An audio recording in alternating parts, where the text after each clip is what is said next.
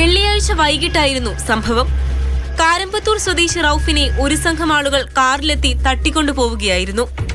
ബഹളവും പിടിവലിയും കണ്ട നാട്ടുകാർ ഓടിക്കൂടിയെങ്കിലും കാറിലെത്തിയവർ കത്തിവീശി ഭീഷണിപ്പെടുത്തി. ആലുവയിൽ നിന്നാണ് ആറംഗ സംഘം പട്ടാമ്പി പോലീസിന്റെ പിടിയിലായത്. തൃശൂർ സ്വദേശികളായ ദേവനാഥ്, അമാൻ, അജ്മൽ, ഹിരൺ, നിതിൻ, അഖിലേഷ് എന്നിവരാണ് അറസ്റ്റിലായത്. ഇവര് ഗൾഫിലുണ്ടായിരുന്ന സുഹൃത്തുക്കളൊക്കെയാണ്.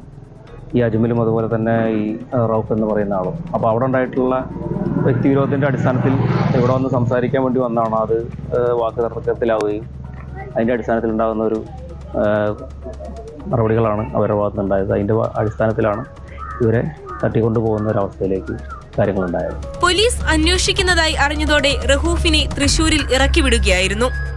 പ്രതികളെ തിങ്കളാഴ്ച കോടതിയിൽ ഹാജരാക്കും.